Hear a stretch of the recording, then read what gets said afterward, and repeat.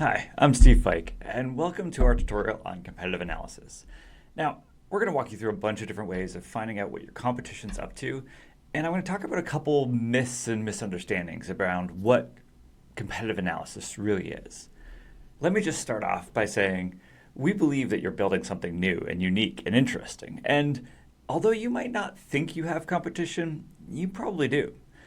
The reality is that sometimes competition is as simple as what's already there. And even worse, sometimes it's doing nothing at all. Building a really great solution isn't just about coming up and solving a problem. It's also about incentivizing people. It's about having a clear understanding of what they do today and how this is going to be better.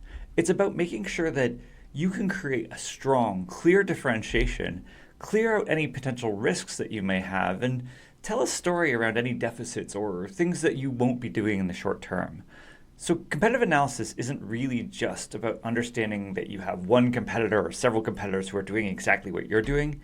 It's about understanding not just what they are doing, if they exist, but also what are your customers doing? What's the problem that you're trying to solve? And how are you turning that into something that is compelling and interesting and honestly gives me enough motivation to get off the couch and go do something new? There's a real cost to changing things.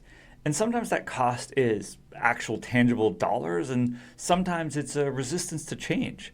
And so when we're looking at our competition, not only do we want to look at just features and point-by-point comparisons, we want to understand the benefits, the way they talk about their product, but also what are some of the more intangible things? How do people feel about that product? Is there a love for that brand? Is there something that they're doing that you're going to have to overcome or compete with? Through the next couple lessons, we're going to give you the tools you need to clearly identify your risks, your opportunities, and your differentiation from the competition.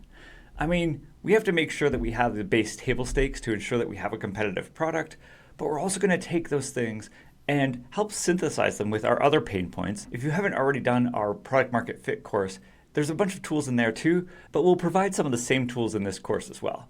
The goal here is to make sure you understand what your competition is doing, clearly identify the pain point and need that your customers have, synthesizing all of that together, and testing and iterating on that to ensure that you have something that's competitive and going to succeed in market. So to start off, download our competitive analysis spreadsheet. And in the next couple lessons, we'll start walking through how to find your competitors, some really great tricks on finding what ads they're talking about and how they're some really great tips on how to find the ads that they're using, how they talk about their current product, what ads are working and which ones aren't, as well as looking at keywords and customer sentiment. At the end, we'll help you fill out your competitive analysis sheet. We'll make sure we can use that in combination with our pain point synthesis and test with your market so you'll have a data-driven approach to your opportunities, your risks, and your competitive advantages.